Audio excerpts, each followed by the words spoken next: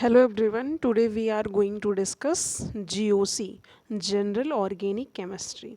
So हमने अपने पढ़ने के लिए शॉर्ट नोट बनाया था GOC का, सो हम आप सबको रिवीजन करवाते हैं। तो F M O two types के होते हैं, होमो एंड ल्यूमो। एफ क्या होता है? Frontier molecular orbital.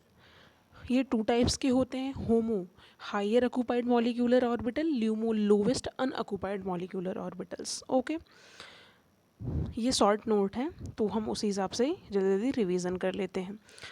Electronegativity inversely proportional होता है एनर्जी के। जब हमारी इलेक्ट्रोनिगेटिविटी इंक्रीज़ होती है तो एनर्जी डिक्रीज़ होती है।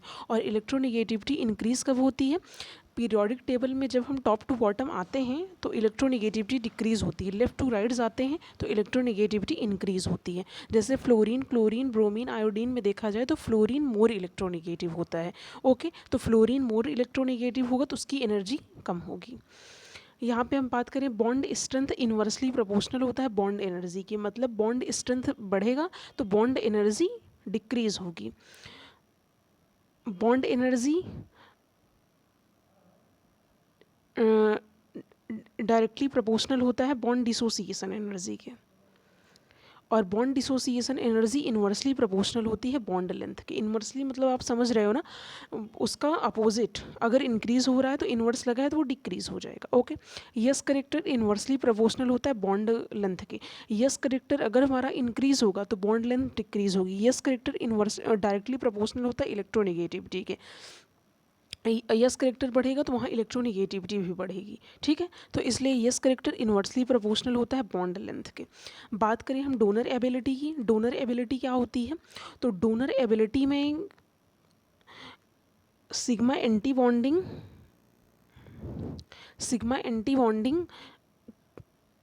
की डोनर एबिलिटी सबसे ज़्यादा होती है, फिर पाई एंटी बॉन्डिंग की होती है, फिर पी ऑर्बिटल की होती है, फिर पाई की होती है, फिर सिग्मा की होती है। ओके, ये हमारी डोनर एबिलिटी होती है।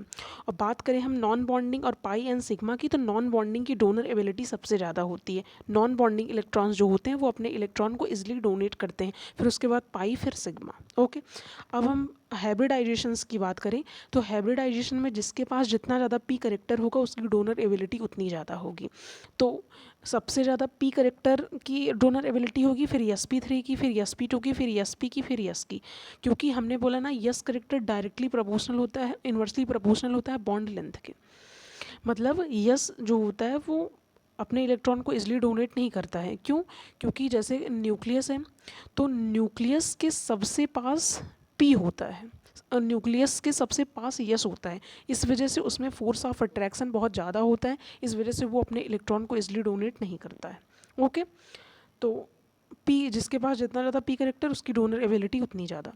अब हम बात करें रिंग की, तो यहाँ पे डोनर एबिलिटी देखी जाए तो डोनर एबिलिटी सबसे ज़्यादा 6 मेंबर्ड की होती है, फिर 4 मेंबर्ड की होती है, फिर 5 मेंबर्ड की होती है, फिर 4 मेंबर्ड की होती है, फिर 3 मेंबर्ड की होती है। बट आप ये ध्यान देना कि यहाँ पे कार्बन और ऑक्सीजन का डबल बॉन्ड है।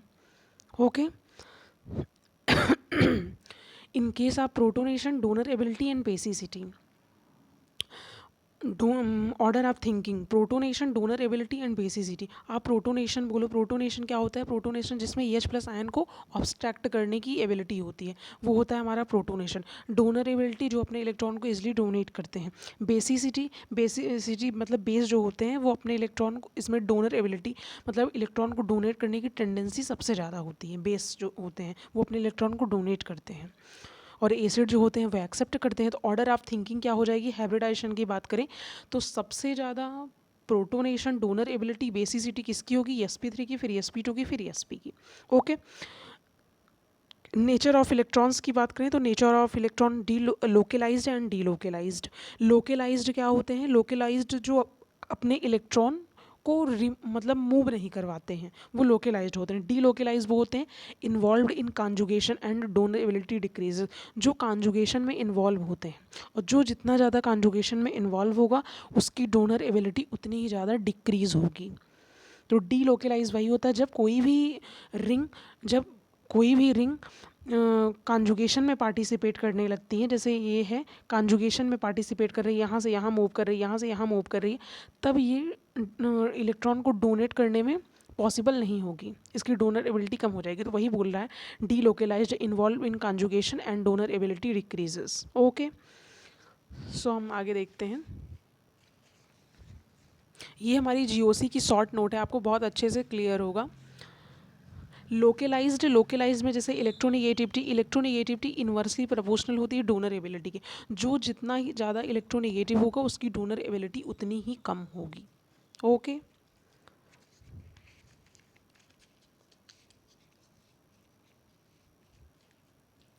अब बात करें हम इलेक्ट्रोनेगेटिविटी की, तो इलेक्ट्रोनेगेटिविटी इंक्रीज होती है with energy decreases. Electronegativity increase होगी तो एनर्जी डिक्रीज होगी। नॉन बॉन्डिंग की इलेक्ट्रोनेगेटिविटी सबसे ज़्यादा होती है, फिर पाई की होती है, फिर सिग्मा की होती है। ओके, और न्यूक्लियोफाइल की बात करें तो न्यूक्लियोफाइल न्यूक्लियस लविंग होते हैं और ये पॉजिटिव लविंग होते हैं। न्यूक्लियस यानी पॉजिटिव लविंग होते हैं और ये इलेक्ट्रॉन रिच होते हैं।